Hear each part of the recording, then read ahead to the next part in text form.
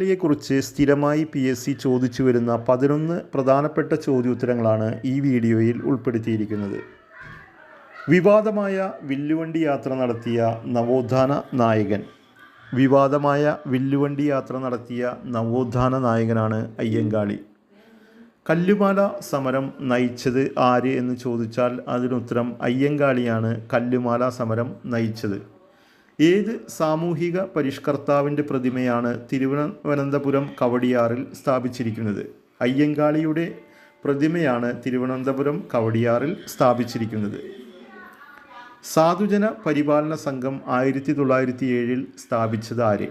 അയ്യങ്കാളിയാണ് സാധുജന പരിപാലന സംഘം 1907 സ്ഥാപിച്ചത്. മഹാത്മാഗാന്ധി ആരെയാണ് പുലയ രാജാവ് എന്ന് വിശേഷിപ്പിച്ചത്? അയ്യങ്കാളിയെയാണ് മഹാത്മാഗാന്ധി പുലയ രാജാവ് എന്ന് വിശേഷിപ്പിച്ചത്. വർഷം 1937. തിരുവിതാംകൂറിൽ നിയമസഭയിലേക്ക് നാമനിർദ്ദേശം ചെയ്ത് അംഗമാക്കപ്പെട്ട ആദ്യത്തെ സമുദായാംഗം.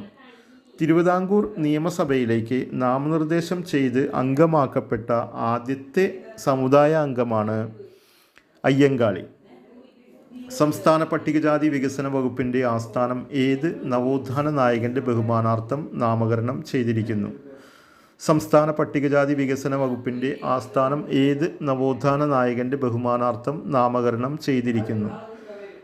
അയ്യങ്കാളിയുടെ ബഹുമാനാർത്ഥമാണ് പട്ടികജാതി വികസന വകുപ്പിൻ്റെ ആസ്ഥാനം നാമകരണം ചെയ്തിരിക്കുന്നത്.